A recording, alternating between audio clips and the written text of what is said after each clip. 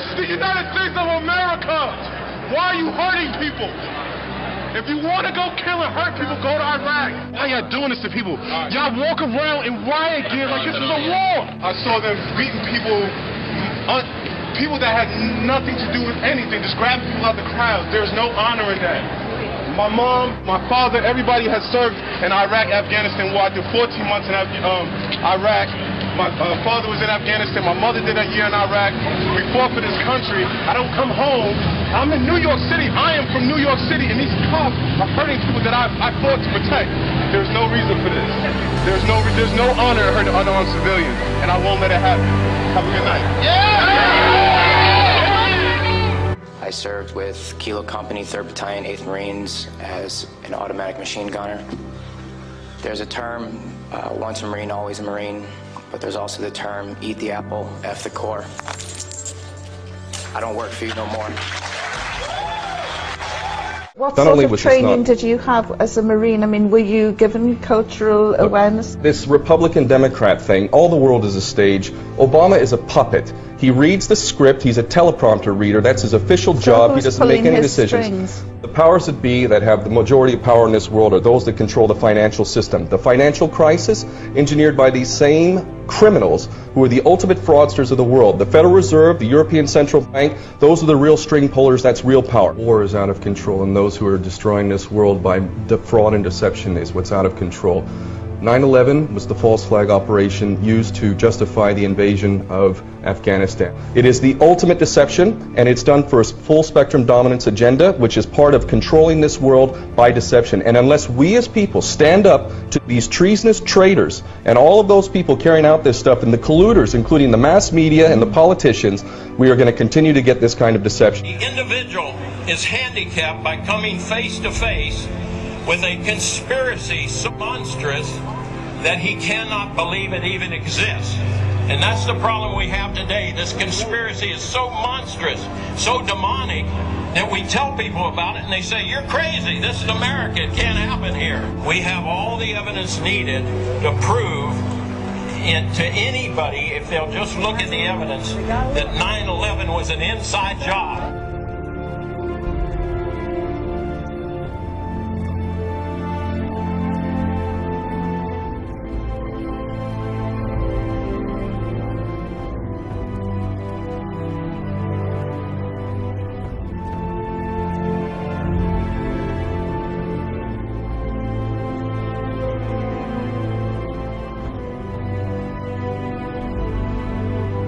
I wanted to fight in the war.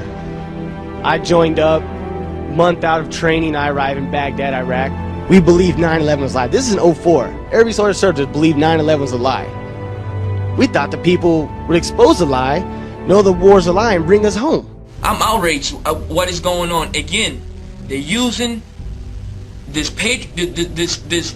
idea of patriotism and honor. That's bullshit.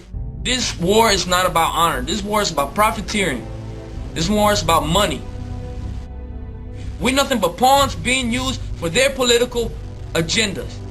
We need to wake up, and these politicians need to stop playing with the citizens' emotions and try to give them this emotional high and patriotism. Let's speak reality. We need to wake up America.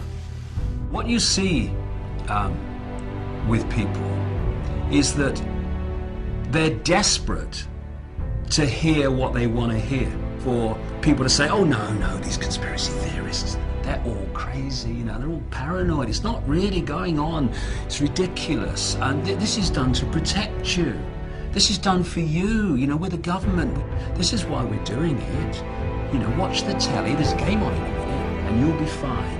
And we're just going to build another concentration camp, okay? See you later. Take you to the FEMA camps being built by Halliburton right now to house 50 million Americans. They're building enough concentration camps in America. If we don't act now, we're going to lose all our rights.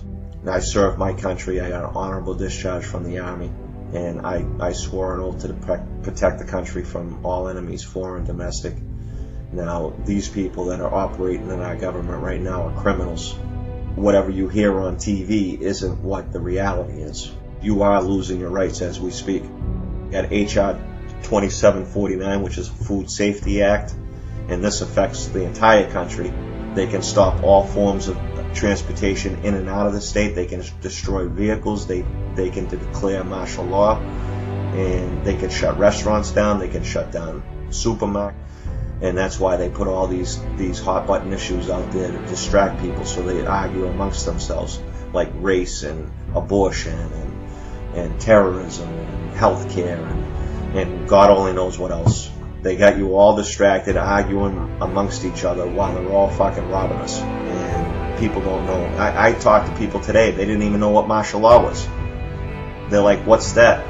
And when I told them, they couldn't believe it. I mean, people have to wake up. And it's unfortunate, but we're at a point right now that if people don't wake up, they're going to lose everything that they fought for. That's where we fell off. We were out watching football or basketball or baseball or going on the beach or talking on the internet or texting each other, whatever the case may be. The last nail is being driven into the coffin of the American Republic, yet Congress remains in total denial as our liberties are rapidly fading before our eyes. The process is propelled by unwarranted fear and ignorance as to the true meaning of liberty. It is driven by economic myths. Who would have ever thought that the current generation and Congress would stand idly by and watch such a rapid disintegration of the American Republic, which is equivalent to granting dictatorial powers to the president. Our presidents can now, on their own, order assassinations, including American citizens, enforce indefinite imprisonments without due process, treat all Americans as suspected terrorists. It appears that the fate of the American Republic is now sealed. Every time our country stands in the path of danger, an instinct seems to summon her finest first. It's always the patriots who first hear the call. When loss of liberty is looming, as it is now, the siren sounds first. When ordinary hands can possess such an extraordinary instrument, that symbolizes the full measure of human dignity and liberty. That's why those 5 words issue an irresistible call to us all. So as we set out this year to defeat the divisive forces that would take freedom away, I want to say those fighting words for everyone within the sound of my voice to hear and to heed. From my cold, dead hands,